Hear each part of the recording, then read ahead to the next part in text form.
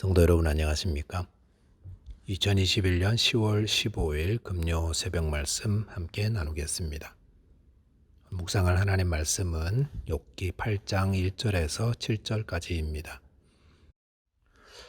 본문에서는 욥의 친구인 빌닷의 말이 소개되고 있습니다. 본문을 통해서는 얄팍한 신앙 지식은 고통당한 자를 더 고통스럽게 한다는 것과 성도는 고통의 문제 앞에서 겸손해야 한다는 것에 대한 말씀 묵상하도록 하겠습니다. 첫째로 묵상할 내용은 짧은 신앙 지식이 고통당하는 자를 더 고통스럽게 만든다는 겁니다. 본문 1절에 보시면 수아 사람 빌닷이 대답하여 이르되 라고 하였습니다.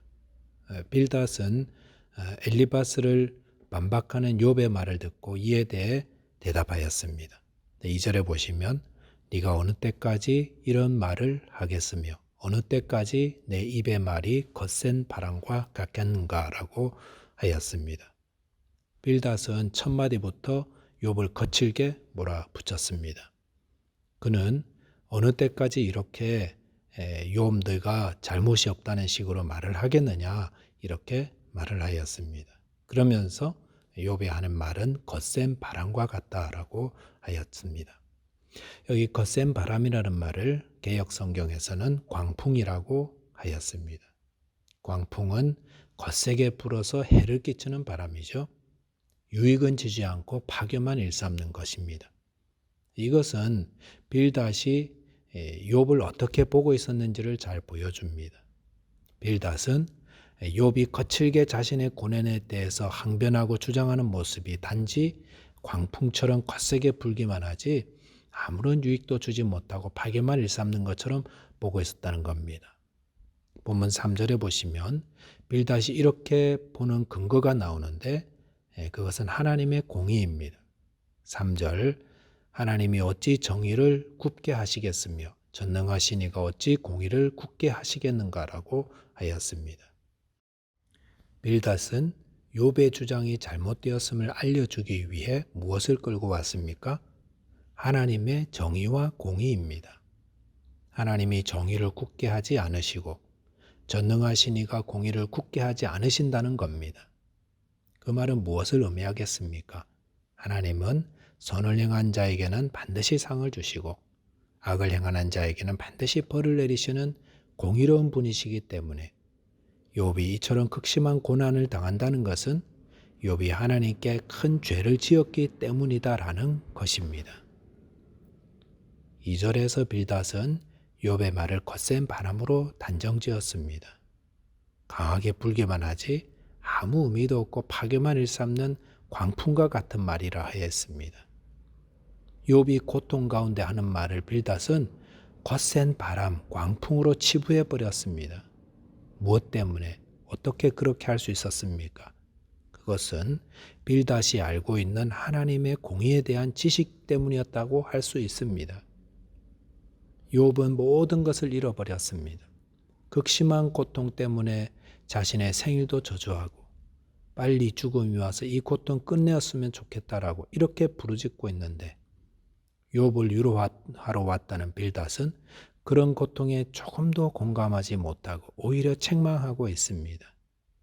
무엇 때문에 그렇습니까? 그것은 빌닷이 알고 있던 얄팍한 하나님에 대한 지식 때문에 그렇다 할 수 있습니다.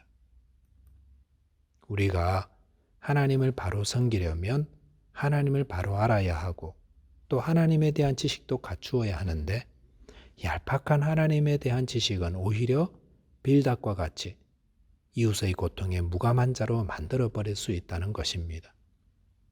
본문 4절에 보시면은 내 자녀들이 주께 죄를 지었으므로 주께서 그들을 그 죄에 버려두셨나니라고 하였습니다. 빌닷은 욥의 자녀들이 주께 죄를 지었기 때문에 그들이 죽게 된 거라고 말했습니다.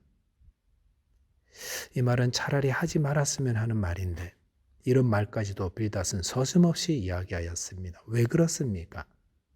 자신이 알고 있는 하나님에 대한 지식 때문에 그렇습니다. 하나님을 바로 알지 못하면 이웃의 아픔에 공감하기보다 정죄하고 책망하는 자 될 수 있습니다. 아파 죽을 것 같은 사람에게 가서 이건 죄지어서 벌 받는 거니까 회개하라 이렇게 말하는 것은 빌닷과 같은 모습입니다. 얄팍한 하나님에 대한 지식은 고통받는 자를 더 아프게 만들 수 있습니다. 성도는 고통에 대해 하나님에 대한 짧은 지식 가지고 함부로 평가하려 들어서는 안 됩니다. 대신에 우리는 저는 고통에 대한 하나님의 뜻을 잘 모릅니다 라는 겸손한 마음으로 고통 가운데 있는 자의 아픔에 공감하며 위로하는 자 되어야 할 줄 믿습니다. 두 번째 묵상할 내용은 신앙의 일반 교훈으로는 고통을 바르게 설명하지 못한다는 겁니다. 본문 5절에 보시면 네가 만일 하나님을 찾으며 전능하신 이에게 간구하고 또 청결하고 정직하면 반드시 너를 돌보시고 내 의로운 처소를 평안하게 하실 것이라 라고 하였습니다. 빌닷은 욥에게 네가 만일 하나님을 찾고 전능하신 이에게 간구하되 청결하고 정직하면 하나님은 반드시 너를 돌보시고 너에게 평안을 주실 것이라고 하였습니다. 그리고 7절에 보시면 내 시작은 미약하였으나 내 나중은 심히 장대하리라 라는 말을 하였습니다. 이 7절의 말씀 많은 분들이 애용하는 구절이죠. 특별히 사업하는 분들이 계엄 예배를 드릴 때 인용하는 말씀이기도 합니다. 이 말씀대로 하나님은 그를 찾고 의지하는 자에게 복을 주시고 또 하나님이 복 주시는 사람들의 삶은 나중이 장대하게 됩니다. 그런데 오늘 이 본문의 말씀을 본문 상황에 대입하여 보면은 우리는 여기서 전혀 다른 교훈을 얻게 됩니다. 빌닷이 왜 이 말을 하고 있는 겁니까? 5절 네가 만일 하나님을 찾으며 전능하신 이에게 간구하고 라고 한 것은 욥이 하나님을 찾지 않고 간구하지 않았다고 하는 책망의 말입니다. 또한 청결하고 정직하면 이라고 한 것은 욥이 청결하지도 않고 정직하지도 않았다는 겁니다. 빌닷은 어떻게 욥을 이렇게 말할 수 있을까요? 그는 욥을 가까이 지켜본 사람도 아닙니다. 그런데 욥이 고난당한 결과만 보니까 그리고 그 결과로 그 삶을 평가해 보니까 욥이 어떤 삶을 살았는지 역추적해서 이야기하는 겁니다. 그래서 이렇게 욥이 고난당하는 거 보니까 욥은 하나님을 찾지도 않고 청결하지도 않았고 그러니까 욥은 앞에서는 선한 체하지만 뒤로는 거짓말을 일삼는 어마어마한 악을 저지르다가 지금 이렇게 벌을 받고 있는 거라고 정죄하고 있는 것입니다. 욥기 1장 8절에서 하나님이 욥에 대해 뭐라고 이야기하셨습니까?